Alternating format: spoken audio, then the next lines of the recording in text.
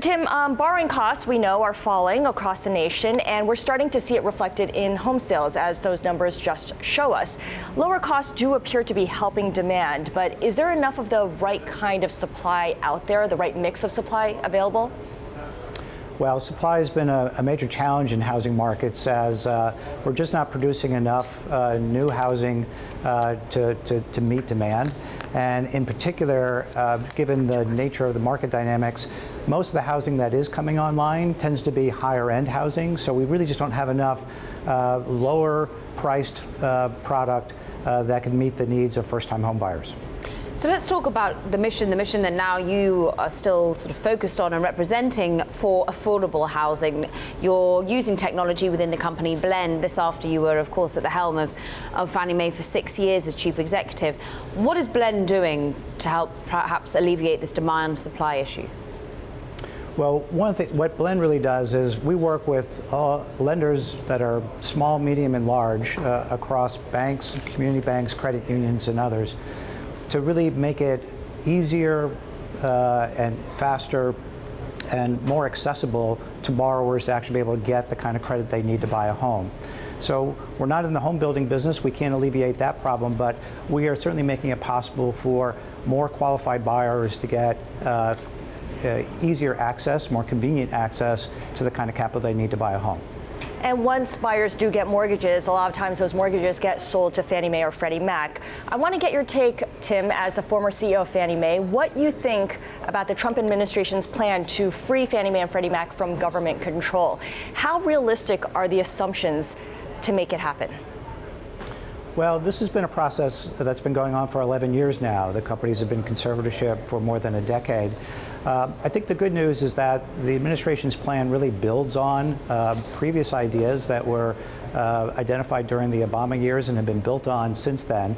And the good thing about this is that it will preserve the 30-year fixed rate mortgage.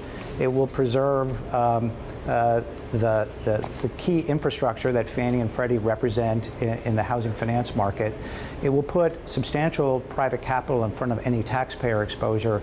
And if all this is implemented successfully, I think it has the prospect of avoiding any kind of major disruption in the housing market. So I think those are all good things. There are a lot of details that are not set forth in the administration's plans that need to be developed, but I think this is a good step in the right direction. A good step that could take some time. It looks as though it probably won't happen until 2021. Do you agree on that sort of time frame? Could it be sped up in some way?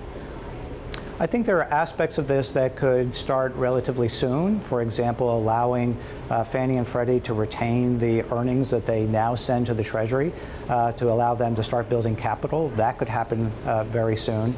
But there are a lot of other things that need to be put in place in order to be able to ultimately recapitalize these companies and to release them from conservatorship, including figuring out what the capital regime needs to be, what kinds of adjustments need to be made to their footprints in the market. So there are a lot of additional steps that need to occur, but I think some of the first steps could happen relatively quickly. Okay, so this will be a long, drawn-out process either way. In the meantime, when you look at the housing market as it stands right now, Tim, because Fannie Mae and Freddie Mac certainly play a very critical role, do you think the housing market is now more dependent on these entities than it was before the 2008 crisis?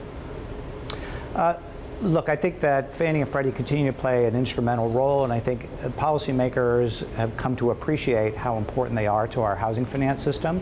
But I don't think that they're more playing a bigger role than they did before the crisis.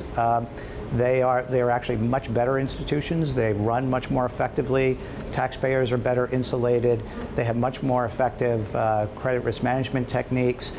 They are profoundly different than they were before the crisis. So even though they continue to play a big role in the system, they are substantially different and substantially better than they were before. I'm interested, as you go on to help direct and lead a new business, you're obviously fully aware of people who give you money and the investor base, and putting your hat back of having been the CEO of Fannie Mae, how much should the leadership worry about the current investor base of Fannie Mae or Freddie Mac to a certain extent, when a lot of them are high frequency traders that have or hedge funds that have come in simply to dine out on the fact that they'll eventually be put back more into private hands? Well, I could say that when I was running Fannie Mae, we didn't really think about the existing shareholders of the companies really at all. Our number one focus was working on behalf of the taxpayers. The taxpayers really assisted these organizations in an enormous way. The good news is that taxpayers have received the amount of their investment in these companies back, plus another $100 billion from Fannie and Freddie on top of that. And the government still owns nearly 80% of both of these companies. And if it chooses to sell those stakes, the taxpayers can make that much more money. So I don't think that these organizations are doing anything to assist the speculators in their stocks. They're really focused on how do they best serve the market, how do they best serve taxpayers, who are the people who've really backed these companies.